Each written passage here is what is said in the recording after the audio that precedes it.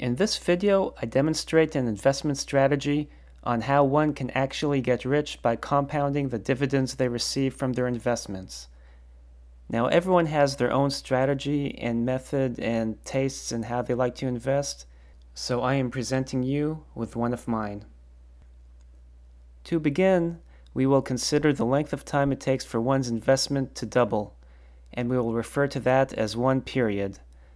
So if we let one period be equal to 15 years, then our investment will be worth twice the initial dollar amount in 15 years from when the money was initially invested. Suppose the initial investment was $1,000. Shown below is what the investment is worth for the first 5 periods from the time of the initial investment. Subtract the initial $1,000 invested and you can see the net amount. Since we let one period equal to 15 years, the 5 periods shown are equal to 75 years. In this situation, we let the period equal to 10 years. As you can see, the same amount of money is made after 5 periods considering the initial investment is the same. The difference is shown at the bottom where 5 periods are now equal to 50 years. Now we let one period be equal to 5 years. The same amount of money is made in 5 periods as the previous 2 examples with the initial $1,000 investment. However, it took a much shorter time of only 25 years to make the same amount of money. Therefore, when it comes to investing, it is a good idea for one to double an investment in as short of a time as possible. To see how doubling one's investment works, a spreadsheet has been devised as an illustration. Column A denotes each passing year going from year 0 to 20 years later. Column B shows what is initially invested at the beginning of each year. Column C shows how much one makes in the course of each year, and column D shows how much a person ends up with at the end of each year. In this example, a 12% return is used. Also added is a section showing what percent return a person is making off an investment and the dollar amount needed for the investment to double in value. Cell B2 shows the amount initially invested. For simplicity, $1,000 was used. Cell C2 shows that the 1,000 produced a gain of $120 in the first year. Therefore, at the end of the first year, one ends up with $1,120. We can see that at the beginning of each year, all the money from the first year was reinvested. After compounding with a 12% return, it will take less than 6 years for one's initial investment to be worth double the dollar amount, so a period in this case is roughly around 5.5 years. Now what if we were to receive a 10% return? As you can see, the period for a 10% return is roughly 6.25 years. With an 8% return, the investment will double in 8 years. A 5% return will double in roughly 13.25 years.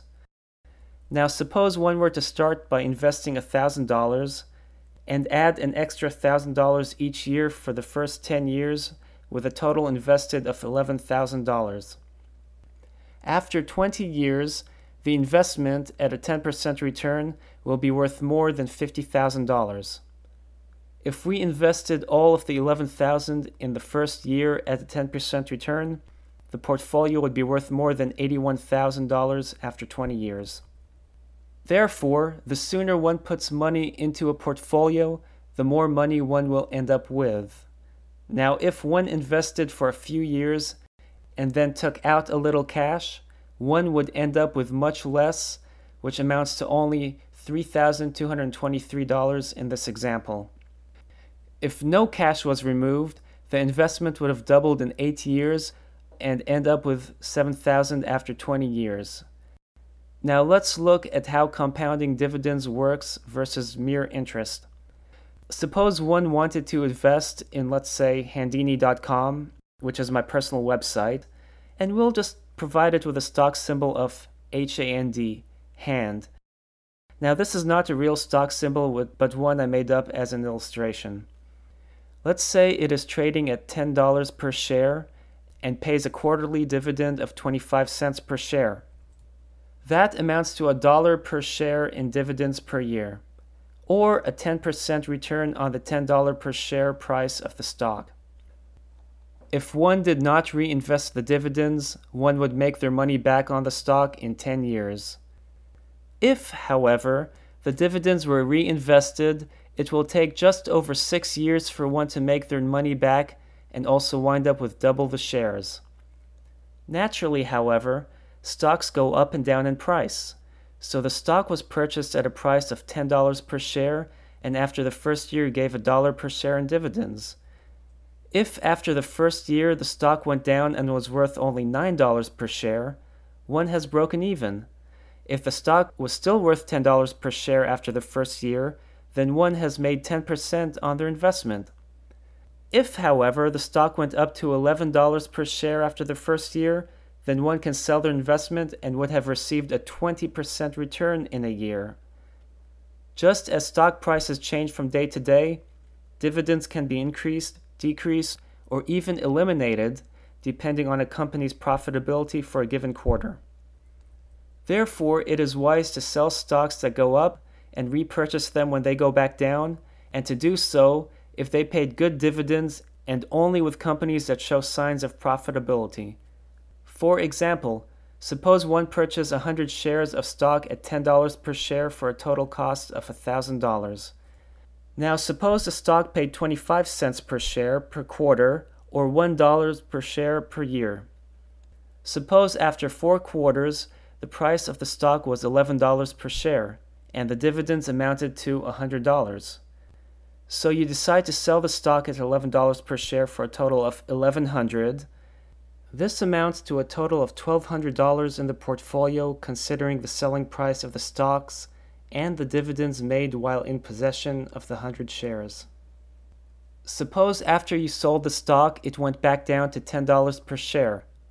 You decide to repurchase the stock, only this time you can afford 120 shares instead of the 100 shares you were able to afford with your initial investment.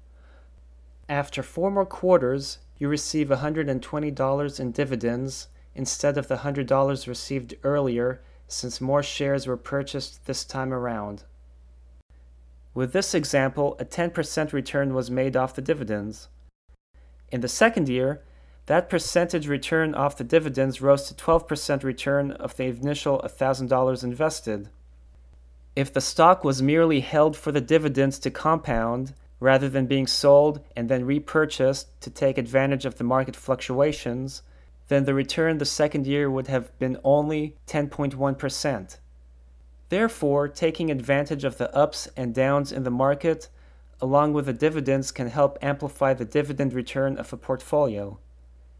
There are a few key points one can employ to help their dividend portfolio grow exponentially. First, look at the percent return one will receive in dividends. Avoid stocks that pay unrealistically high dividends, as these are likely unsustainable. Avoid stocks that keep reducing the dividends, as they are not able to sustain their payouts. Avoid stocks that pay very low dividends or no dividends at all. Higher dividend payout means that if a stock dies in value rather than simple market fluctuations, the loss isn't as bad. Trusts are a good option, as the dividends tend to be higher due to the tax nature of how trusts work, and keep adding money to a portfolio on a regular basis. Moreover, investing bonuses, tax returns, and side incomes can help give the portfolio a boost. Always reinvest the dividends. Compounding is what will let the dividend income grow exponentially after a few periods. Then you can have a viable retirement income. When in retirement, take only what you need from each dividend payout and reinvest the rest. To get the best out of your return, you want to play the market cycles with high-yielding dividend stocks. In other words, buy low, sell high, and repurchase when the share price drops. You are now equipped with a little extra knowledge to help your dividends grow. Happy investing.